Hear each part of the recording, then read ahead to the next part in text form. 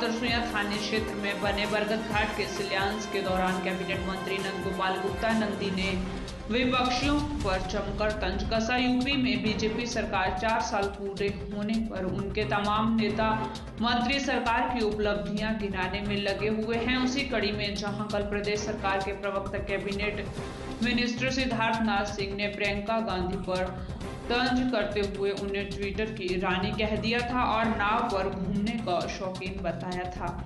वहीं आज उड्डयन मंत्री नंदगोपाल नंदी ने भी प्रियंका पर तंज कसते हुए कहा कि वह एकांत में बैठकर ट्विटर करने वाले हैं। वह क्या जाने जमीनी हकीकत, जिसमें कोरोना के समय में ऑटो और मोटरसाइकिल का नंबर देकर बस की लिस्ट भेज दी थी, जनता के साथ मजाक किया था। वह जमीनी हकीकत के बारे में क्या बताएंगे।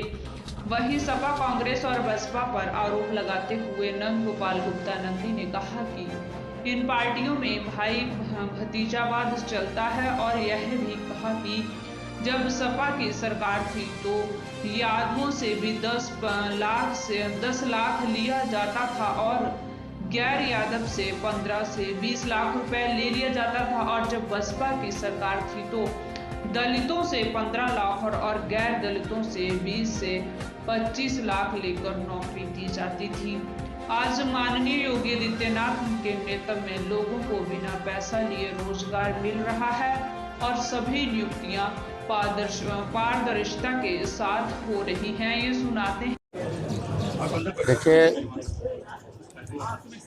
हम सबका परम सौभाग्य है कि आज हम उस कालखंड में हैं जहां इस देश की बागडोर एक परम तपस्वी आदरणीय नरेंद्र मोदी जी के हाथों में सुरक्षित है, तो वहीं दूसरी ओर इस प्रदेश की बागडोर एक कर्मयोगी मुख्यमंत्री योगी आदित्यनाथ जी के हाथों में, जिस प्रदेश में रहने वाले 24 करोड़ लोगों को अपना परिवार मानते हैं। और 4 सालों में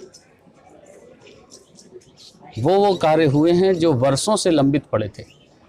दूसरी सरकारों में केवल लूट का अड्डा बना था। 1 रुपए की चीज़ 100 रुपए तक उसकी लागत वृद्धि तक करते गए और अपनी जेब भरते गए, उसको क्रियान्वयन नहीं कर पाए।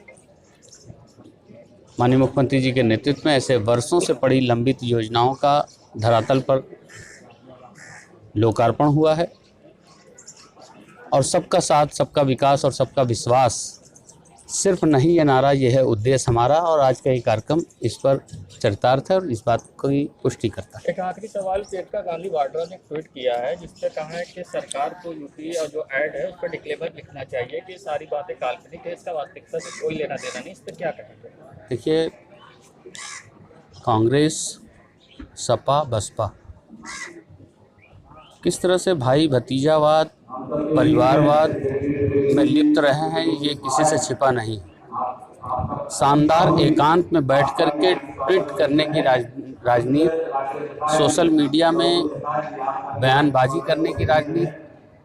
कोरोना से जब लोग पीड़ित थे तो ऑटो और स्कूटर का नंबर बस में दे करके लोगों के साथ मजाक करने वाले लोग इस तरह की बातें कर रहे हैं। सपा में किस तरह से गुंडाराज, किस तरह से भाई भतीजा और परिवारवाद था। और सपा में जब नौकरी निकलती थी तो यादव हैं तो उससे भी 10 लाख ले लिया जाता था, अदर यादव से 15 लाख और 20 लाख लिया जाता था। बसपा में दलित को कुछ रियायत देते हुए 7 लाख और 8 लाख, और दलित से अदर हैं उनसे 15 लाख और 20 लाख 25 लाख रुपए लेके नौकरियां दी जाती थी। आज माननीय मुख्यमंत्री योगी आदित्यनाथ जी के नेतृत्व में प्रदेश में हर जाति, धर्म, मजहब के बच्चों की नौकरियां लगी हैं और सब इस बात को छाती ठोंक के कहते हैं कि बिना किसी पैसे के लगी है, पूरी पारदर्शिता और ईमानदारी से लगी है। इसको सबका साथ और सबका विकास और सबका विश्वास धरातल पर दिखाई देना कहते हैं। और सभी जाति, धर्म, मजहब के लोग 2014 से, जिस दिन से भारतीय जनता पार्टी की सरकार केंद्र में बनी है आदरणीय प्रधानमंत्री नरेंद्र मोदी जी के नेतृत्व में, उनके लगातार किए गए कार्यों पर 2017 में जनता ने मोहर लगाई। 2019 में जबरदस्त तरीके से प्रचंड बहुमत के साथ फिर से केंद्र में सरकार बनी और 2019 के बाद जो उपचुनाव हुए, माननीय मुख्यमंत्री जी ने इस प्रदेश में जिस तरह से कार्य किए उस पर मोहर लगाते हुए जनता ने प्रचंड बहुमत दिया। 2022 में भी हम प्रचंड बहुमत के साथ आएंगे।